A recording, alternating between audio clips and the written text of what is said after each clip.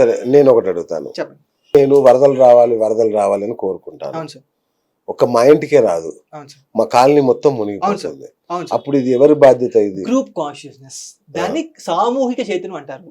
అంటే అందరు అనుకున్నారా మా Obviously. కాలనీకి వరద రావాలని? కాలనీ వదలడం కాదు. ఆ, సో మీ చూడండి, ఈ కాలనీ అన్నారు. ఆ, ఇప్పుడు జూబ్లీ హిల్స్ లో రిచర్డ్ కిడ్స్ జూబ్లీ హిల్స్ ఎందుకు ఉండాలి సార్? ఉమ్, జూబ్లీ హిల్స్ రిచెస్ట్ కిడ్స్ ఎందుకు ఉండాలి? లేకపోతే బాగా ధనవంతులు జూబ్లీ హిల్స్ ఎందుకు ఉండాలి?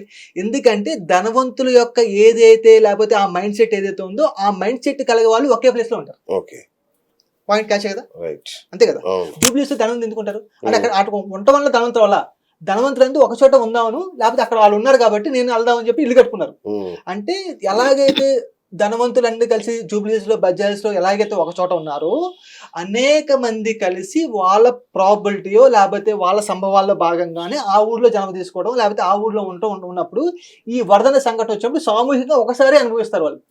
ఫర్ ఎగ్జాంపుల్ 100 మంది బస్సు ఎక్కిలేరు సార్, ఉమ్, 100 మంది ఒకసారి ఎందుకు యాక్సిడెంట్ అయింది అంటే ఆ ఏదైతే ఆ ఫ్రీక్వెన్సీ ఉందో, ఏదైతే ఆలోచన ఉందో, ఆ ఆలోచనకి సరిపడా ఫ్రీక్వెన్సీ ఉన్న వాళ్ళు, ఆ ఆలోచన తగ్గట్టోళ్ళు, ఈ విషయానికి తగ్గట్టోళ్ళు అట్రాక్ట్ అయ్యారు. అవును. అట్రాక్ట్ అయ్యి అందరూ ఒక చోట తేరారు. ఇప్పుడు ఈజీగా సంభవిస్తుంది. సో ఇదే ప్రశ్న నేను ఇంకొకలాగా అడుగుతాను. చెప్పండి. నేను ఒక 1000 రూపాయలు 10,000 అప్పు చేశాను. సో ఆ అప్పు బ్యాంక్ దగ్గర అనుకోండి, లేదంటే Right. బ్యాంక్ దగ్గర తీసుకున్నాను.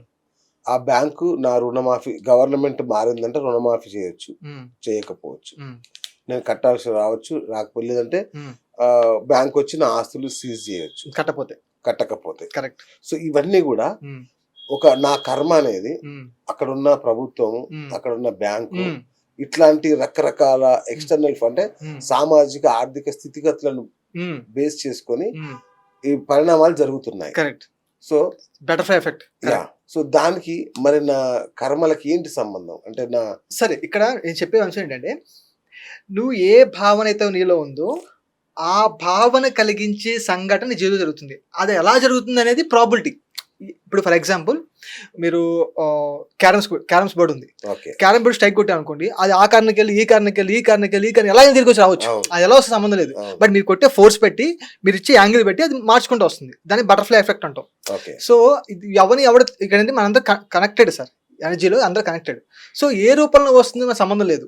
బట్ ఆ యూనివర్స్ ఏం చేస్తుందంటే, లేకపోతే మన చుట్టూ ఉన్న కాన్షియస్నెస్, మన దైవం అంటున్నాం కాబట్టి ఆ యూనివర్స్నే, అదేం చేస్తుందంటే మనకి ఏ ఫ్రీక్వెన్సీ కావాలో, లేకపోతే ఏ ఆలోచన విధానం మనలో ఉందో, ఏ భావన మనలో ఉందో ఆ భావన కలిగించే సంఘటన మన జీవితంలో ఎదుగుద్ది. ఫర్ ఎగ్జాంపుల్, నాకు రుణమాఫీ పోతే బాగుంటుంది, అందరికి పోతుంది అనే భావన నాలో ఉందనుకోండి, ఖచ్చితంగా నువ్వు దానికి లోన్ అప్లై చేయడము, లేకపోతే ఆటోమేటిక్గా రుణమాఫీ చేయడమో జరుగుతూ ఉంటుంది. సో అంటే నీ జీవితంలో ఒక విషయం సంభవిస్తుందంటే అది ఎగ్జాక్ట్గా అదే వ్యక్తి నుంచి రావాల్సిన లేదు, అదే పరిస్థితి నుంచి రావాల్సిన లేదు, ఎలాగైనా జరగవచ్చు. బట్ నీలో ఆ భావన క్రియేట్ చేస్తుంది. ఫర్ ఎగ్జాంపుల్ ఈ కేసులో రేవంత్ రెడ్డి రుణమాఫీ చేయకపోతే నా ప్రాబ్లం ఎట్లా అవుతుంది? అదే చెప్తున్నా. అది ఆయన చేయకపోయినా అది నా ప్రాబ్లమేనా? అది ప్రాబ్లం కాదు. ఇక మీ వాస్తవాన్ని మీరు మీ వాస్తవానికి మీరే సృష్టికర్తలు అంటే ఏంటంటే, ఏ ఒక పని చేసినప్పుడు ఏ భావనతో చేస్తున్నానో ఆ భావనని తిరిగి మనం పొందుతాము. అది లైన్, అండర్లైన్. అదే law of attraction, law of oneness, law of manifestation, secret book అన్ని అదే చెప్తుంది. సో ఫర్ ఎగ్జాంపుల్, మీరు ఒక వ్యక్తికి 10,000 రూపాయలు అప్పించారు. అప్పించినప్పుడు ఏం చేశారంటే భయంతో ఇచ్చారు. అండర్లైన్ పాయింట్, భయంతో. వస్తే రావు, ఖచ్చితంగా మీరు రావు, లేకపోతే ఒకవేళ వచ్చిన ఆ డబ్బులు వేరే చోట పోతాయి. ఎందుకంటే మీలో భయం ఉంది కాబట్టి రేపొద్దున ఒకవేళ ఆ వ్యక్తి తీసుకున్న వ్యక్తి డబ్బులు ఇచ్చినా రేపొద్దు బిజినెస్ లో లాస్ రావచ్చు. ఆ లాస్ అవడం వల్ల మళ్ళీ ఏం జరుగుతుంది మీ జీవితంలో? ఏం వస్తుంది? మళ్ళీ భయం వస్తుంది. సో నేను ఇక్కడ అండర్లైన్ చేసుకోవాల్సి అంటే, ఒక వ్యక్తికి ఒక పని చేసినప్పుడు ఆ వ్యక్తి తిరిగి రావాల్సిన రూల్ లేదు, ఎలాగైనా జరగవచ్చు ఆ ఈవెంట్, ఆ సంఘటన ఎలాగే జరగచ్చు. ఇక్కడ ఏం జరుగుతుందంటే ఆ భయం మీలో కలిగిందా లేదా, అదే అండర్లైన్ పాయింట్. అది ఎలా జరిగిందో సంబంధం లేదు మనకి. సో రేపొద్దున మీరు రేవంత్ రెడ్డి డబ్బులు ఇస్తా లేవచ్చు, రేవంత్ రెడ్డి రాకుండా రేపొద్దున మీ ఆస్తులో, మీ వాటాలో కలిసి రావచ్చు, మీ అన్నదమ్ముల ఆస్తి వాటాలు కలిసి రావచ్చు, లేకపోతే మీ పిల్లలకి మంచి జాబ్ రావచ్చు. సో ఏ రూపంలో వస్తుంది ఆ ప్రశ్న, మన ఫీలింగ్ అదే వస్తుంది కదా. నువ్వు ఏ ఫీలింగ్ అయితే బయట పంపించావో ఆ ఫీలింగే. యూనివర్స్ కి రెడ్ బ్లూ తెలియదు, లేకపోతే మంచి తెలియదు, పాజిటివ్ నెగిటివ్ తెలియదు. ఓన్లీ ఏ ఫ్రీక్వెన్సీ బయట పంపించావు ఆ ఫ్రీక్వెన్సీ దగ్గరికి వస్తుంది. దట్ ఓన్లీ వన్నెస్ అంటే అది కదా, ఏది పంపించావో అది వస్తుంది. ఫర్ ఎగ్జాంపుల్ ఇంకొంచెం క్లారిటీ.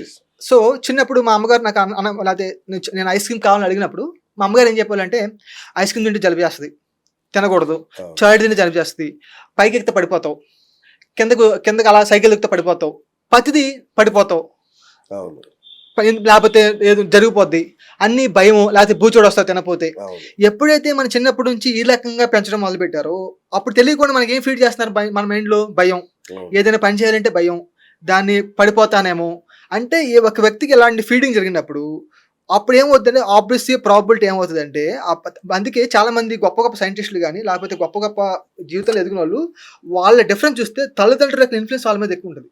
ఓకే ఎందుకంటే చిన్నప్పుడు 7 years లోపల ఏ మైండ్స్ అయితే ఉన్నావో అదే కంటిన్యూ అవుతూ ఉంటుంది. సో చిన్నప్పుడు పెంచేటప్పుడు మన ఎరుకతో పెంచకుండా ఏదైతే ఈ భయాలు మనం నూరు పోస్తున్నామో చిన్నప్పుడు అదే మన వ్యక్తిగతంగా మారుతుంది పెద్ద అయిన తర్వాత. నేను ఫ్యూచర్లో 10 ఏళ్ళ తర్వాత నిజంగా ఐస్ క్రీమ్ తిన్నప్పుడు నాకు ఆలోచన ఏం గుర్తొస్తుంది, ఐస్ క్రీమ్ జలుబు చేస్తాము. ఇప్పుడు తిన్నప్పుడు అదే వస్తుంది నాకు ఆలోచన, ఎంజాయ్ చేయట్లేదు మనం.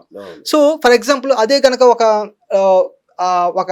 5 years 6 years బాలుడు బయట ఉన్నాడు, ఫర్ ఎగ్జాంపుల్ వాళ్ళు బెచ్చగాళ్ళు ఉన్నారు అనుకోండి, వాళ్ళ పిల్లలకి ఇచ్చినప్పుడు వాళ్ళ భయమే ఉండదు, వాళ్ళకి ఆనందం ఐస్ క్రీమ్. అదే వ్యక్తి ఆనందం వస్తుంది, ఇదే వ్యక్తికి భయం కలుగుతుంది, అది జలుబు వస్తుంది. ఇద్దరు తిన్న ఐస్ క్రీమే, డిఫరెన్స్ ఎక్కడ? ఇప్పుడు వాసన దేని సృష్టించింది? ఇద్దరు ఐస్ క్రీమ్ తిన్నాం. వాడు 5 years కిడ్డే బయట ఆడుకున్న వాళ్ళు లేకపోతే బిచ్చకద్దో లేకపోతే లోవర్ మిడిల్ క్లాస్ ఫ్యామిలీ బిడ్డ తింటున్నాడు, మా బాబు తింటున్నాడు, వాడికే జలుబు రావట్లేదు, ఆనందంగా తింటాడు, హ్యాపీగా తింటాడు, ఎంతైనా ఐస్ క్రీమ్ జలుబు చేయట్లా. వాడు రోజు మట్టిలో ఉంటున్నాడు అయినా జలుబు చేయట్లా, దుమ్ములో ఉంటున్నాడు, వాడికి జలుబు చేయట్లా. ఇప్పుడు నాకు జలుబు చేస్తున్నా, కొడుకు రోజు ఏసీలో పెంచుతున్నా, సోఫిస్టికేటెడ్గా పెంచుతున్నా, మంచి క్వాలిటీ ఫుడ్ పెడుతున్నా, జలుబు ఏం చేస్తుంది? Difference is he is enjoying that food. వాడికి నాకు జలుబు వస్తుందని తల్లిదండ్రులు నేర్పలేదు, వాడు ఏం దొరికినా ఆనందిస్తాడు, ఏం దొరికినా ఆనందంగా తింటున్నాడు. అంటే ఇక్కడ placebo effect, your the placebo అని బుక్ వచ్చింది మనకి, యువర్ ద ప్లాసిబో అని బుక్ వచ్చింది. ప్లాసిబో అంటే ఏంటంటే ఫర్ ఎగ్జాంపుల్ మీరు కళ్ళు మూసుకొని నేను జిమ్లో ఉన్నాను, జిమ్లోనే పరిగెత్తుతున్నాను అని ఎప్పుడైతే మీరు నిజంగా విజువలైజ్ చేసుకుంటారో, ఎప్పుడైతే ఫీల్ అవుతారో మీ బాడీకి నిజంగా పరిగెత్తున్నారా మీరు ఊహించుకున్న విషయం తెలియదు. ఇమీడియట్గా మీ హార్ట్ బీట్ పెరిగిపోద్ది, ఆటోమేటిక్గా మీ చోట్ల పడతాయి. ఫర్ ఎగ్జాంపుల్ ఇంకా బాగా అర్థం కావాలంటే మీరు సినిమాకి వెళ్ళారు, సినిమాలోకి వెళ్ళినప్పుడు చప్పన మీరు దయ్యం ఎలా వచ్చింది అనుకోండి, దయ్యం ఉంది అక్కడ, మీరేమయ్యారు? ఫీల్ అయ్యారు ముందు, అది వచ్చిందేమని భ్రమతో ఫీల్ అయ్యారు, నిజంగా దయ్యం కాదు అది. మీరు ఫీల్ అయినప్పుడు మీ బాడీ ఏమైంది, హార్ట్ బీట్ చోట్ల పడతాయి మనకి, థియేటర్లో అయినా మీకు తెలుసు అది నిజం కాదని, బట్ ఆ క్షణానికి మీరు ఫీల్ అయ్యారు నిజమని. సో మీ బాడీకి నిజమైన అబద్ధం అని తెలియదు, మీరు ఏది విశ్వసిస్తే అది జరుగుతుందని ప్రూవ్ అయింది కదా. ఈ కేసులో కూడా ఆ అబ్బాయి ఈ ఫుడ్ని చాలా ఆస్వాదిస్తున్నాడు, చాలా ఎంజాయ్ చేస్తున్నాడు. ఎంజాయ్ చేసినప్పుడు లోపల ఎలాంటి పరిస్థితులు ఉన్నా, నిజంగా జలుబొచ్చే పరిస్థితులు ఉన్నా, ఎప్పుడైతే ఆ ఫుడ్ని ఎంజాయ్ చేస్తామో ఇది నాకేం కాదని భావంతో తింటామో నిజంగా నీకేం కాదు. దీన్నే ప్లాసిబో ఎఫెక్ట్ అని సైన్స్ ప్రూవ్ చేసింది. ఎలా ప్రూవ్ చేసిందంటే ఒక 2 ర్యాబిట్లను తీసుకున్నారు, 2 రకాల గ్రూప్ ర్యాబిట్లను తీసుకొని, కుందేలు తీసుకొని, ఒక ర్యాబిట్కి మామూలుగా ర్యాబిట్ ఏం చేస్తుందంటే ఎప్పుడు పీచు పదార్థాలు తింటుంది, క్యారెట్లు అలాంటి పదార్థాలు తింటుంది. దానికి ఫ్యాట్ ఫుడ్ పెడితే చచ్చిపోతుంది, మామూలు ర్యాబిట్కి ఫ్యాట్ ఫుడ్ కానీ పెడితే చచ్చిపోతుంది, అరగ తీసుకోలేదు. సో కాకపోతే రెండో గ్రూప్కి ఫ్యాట్ ఫుడ్ పెట్టి దాన్ని రోజు చముడుతూ ఉన్నాడంట, దాన్ని చక్కగా చక్కగా నీట్గా దాన్ని చమురుకుంటా దాన్ని ముద్దు చేసుకుంటా పెడతా ఉన్నాడు. ఎప్పుడైతే ముద్దు చేసుకుంటా పెట్టినప్పుడు ఆ ర్యాబిట్ ఫ్యాట్ ఫుడ్ తీసుకున్నా చచ్చిపోలేదు, మామూలుగా చచ్చిపోలేదు, అది విషంగా మారి చచ్చిపోవాలి.